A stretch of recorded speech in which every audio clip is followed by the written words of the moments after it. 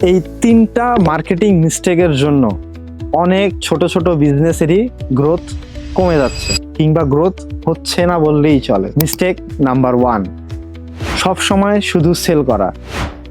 প্রতিদিনই চতুর্দিকে আমি দেখি offer, inbox, buy now, just এইগুলো দিয়ে ভর্তি, কিন্তু কোনো ভ্যালু প্রোভাইডই করতেছেন না। ভ্যালুটা কোথায় ভাই? ভ্যালু ছাড়া কেউ কিনবে প্রোডাক্ট আপনার? কেউ কিনবে না। Mistake number 2, inconsistent posting. আজকে পোস্ট করলেন, তারপরের দিন আবার নাই, 2 দিন পর আবার করলেন, আবার 15 দিন গায়েব। এভাবে যদি আপনি ইনকনসিস্টেন্ট পোস্টিং গুলো করেন, ক্লায়েন্ট কিন্তু কখনোই আপনার সাথে ট্রাস্ট বিল্ড করতে পারবে না।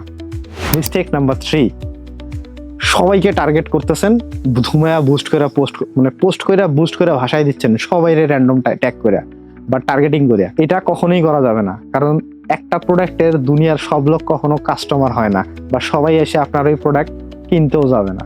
সো ডিটেইলড টার্গেটিং করে বুস্টিং করাটা জরুরি। এতে করে আপনার টাকাও বাঁচবে, সেলসও প্রপার ওয়েতে যাবে। এখন এই প্রবলেমগুলোর সলিউশন কি হতে পারে? ক্লায়েন্টকে কিনতে না বলে আপনার প্রোডাক্টের ভ্যালু ক্লায়েন্টকে বুঝান, কনসিস্টেন্ট পোস্ট রাখুন, আর স্পেসিফিক অডিয়েন্স টার্গেট করেই বুস্টটা রান করেন। তাহলেই দেখবেন এই প্রপার 3টা যে স্টার্টিং পয়েন্ট আছে ঠিক হয়ে যাবে, বিজনেসের গ্রোথ এমনিই বাড়বে। টাইম লাগবে, কোনো কিছু তো আর একদিনে হয়ে যায় না। একটা রিয়েল এক্সাম্পল নেন। এখানে একটা রেস্টুরেন্টের পেজ শুধু খাবারের ছবি পোস্ট করে আর অফার দেয়, যে এই অফার 30% অফ, 35% অফ, 50% অফ।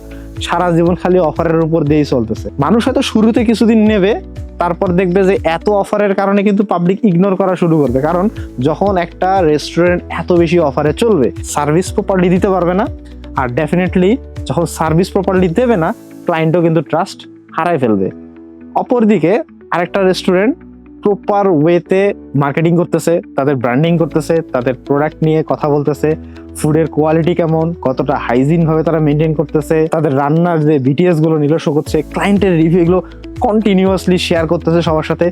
অনলাইনে তাদের অফার না থাকা সত্ত্বেও ক্লায়েন্ট কিন্তু তাদেরই ট্রাস্ট করবে বেশি, কারণ এখানে তারা প্রপারলি দেখতেছে যে তারা কি ভ্যালুটা পাচ্ছে, তারা যে সার্ভিসটা দেবে, রেস্টুরেন্ট থেকে যে তারা খাবারটা খাচ্ছে, তারা কি ভ্যালুটা নিয়ে খাচ্ছে। এইগুলো কিন্তু মেনটেন করাটা জরুরি, না হলে কিন্তু ব্র্যান্ডের গ্রোথ কখনোই প্রপারলি হবে না।